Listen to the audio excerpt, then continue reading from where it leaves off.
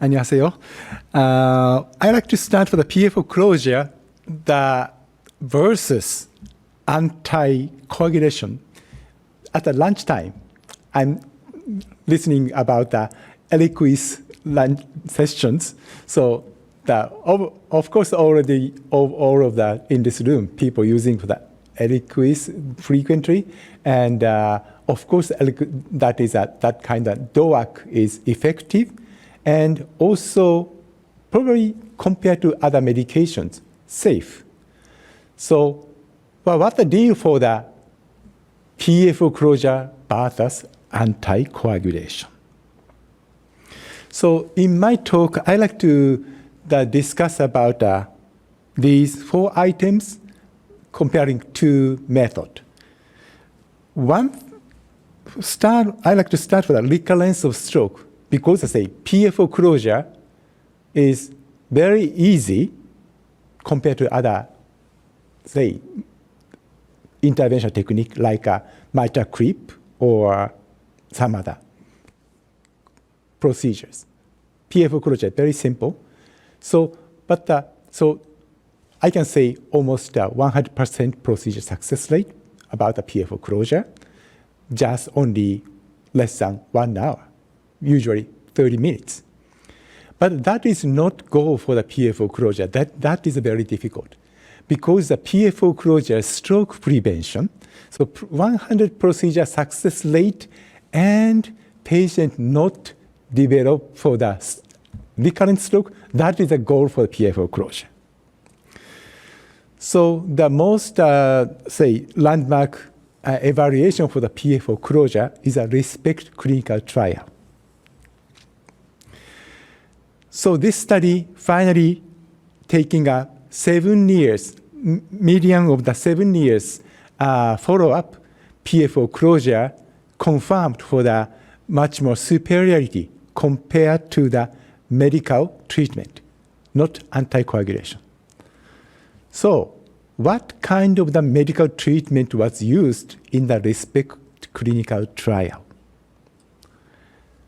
Majority of the medical treatment was antiplatelet treatment, aspirin only.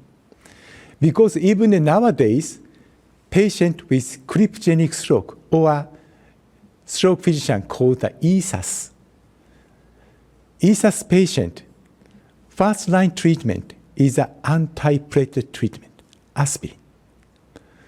So some cases, if the stroke physician considered about thrombus DVT, they may use for the anticoagulation.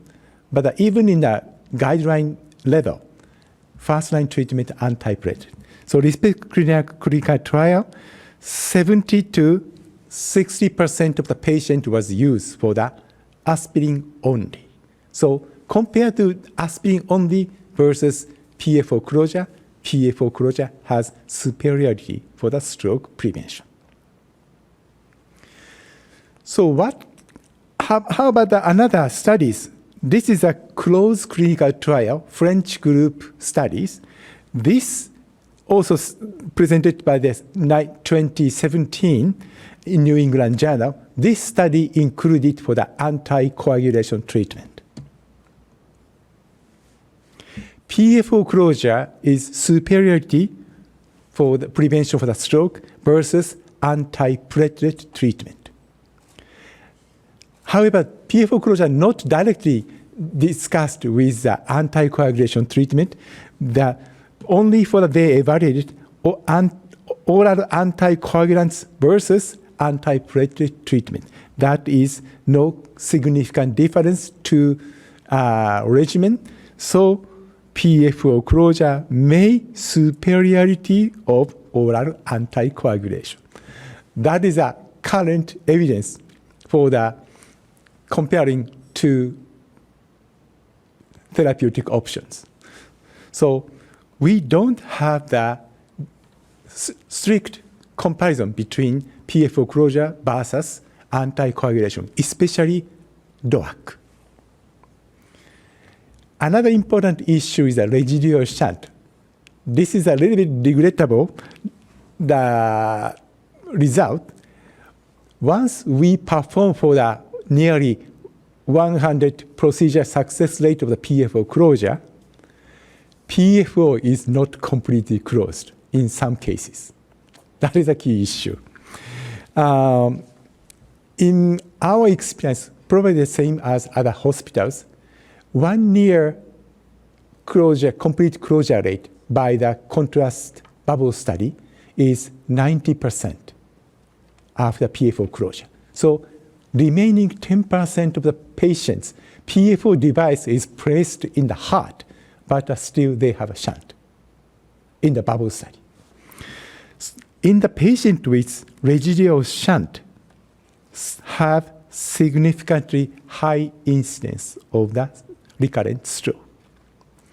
This is not directly influence for the thrombus crossing the small channel around the device, but other data shows if the patient have residual shunt, they have a high risk of the recurrent stroke compared to complete closure. And another thing for the anticoagulation treatment, if patient develop for the atrial fibrillation, they have to use for the anticoagulation treatment. That is, of course, that is our common practice for the cardiologist. Some patient may develop for the PFO closure, after the PFO closure, atrial fibrillation. Very low incidence, however, in the RESPECT clinical trial,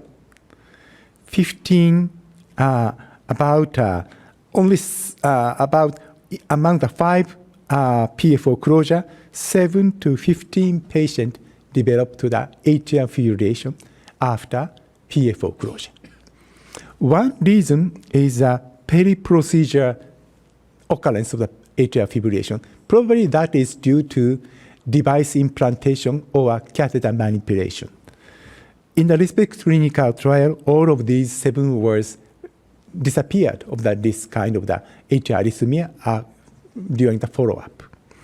However, if the patient age 58 years old, 10 years after, they may develop the atrial fibrillation by aging process.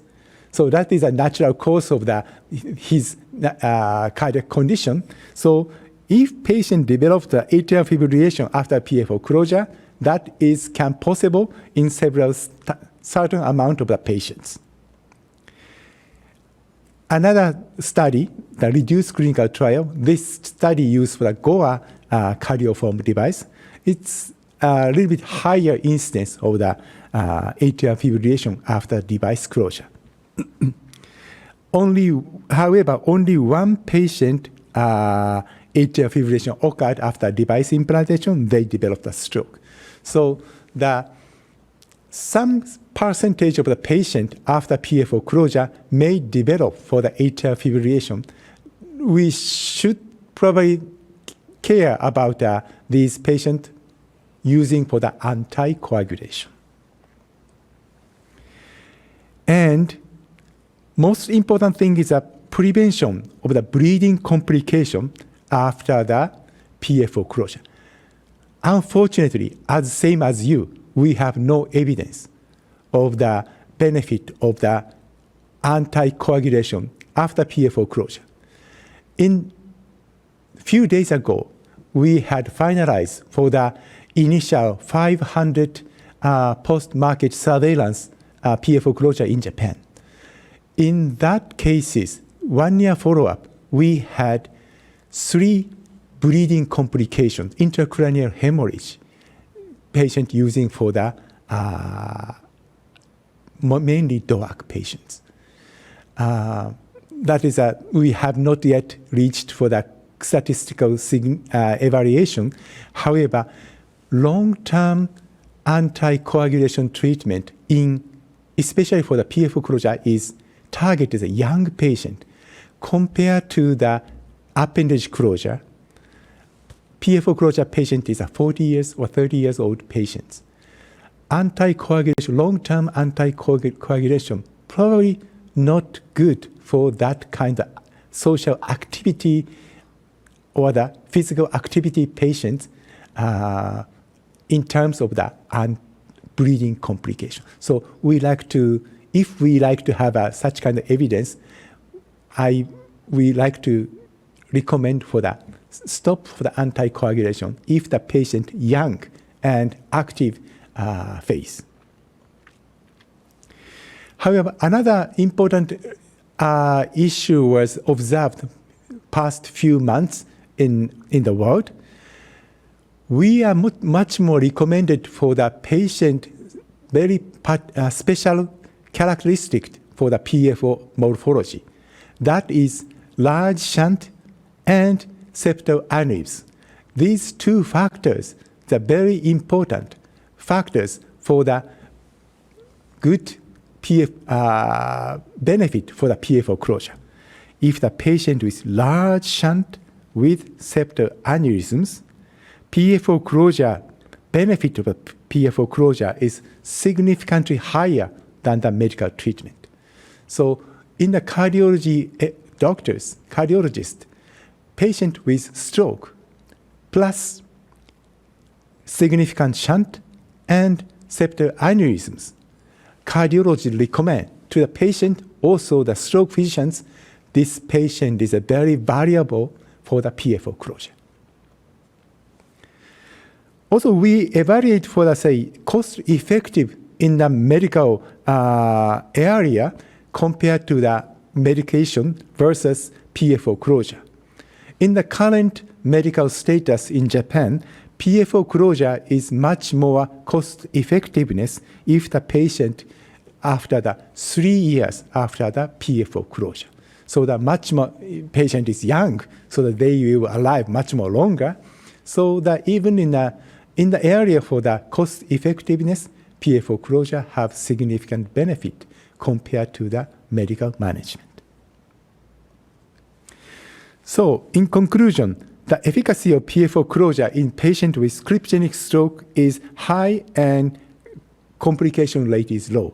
Only for some kind of the atrial fibrillation and some cases of the bleeding complication.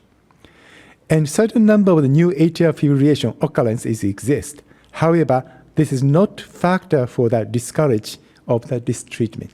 So we don't hesitate for the PFO closure even in the elderly patients.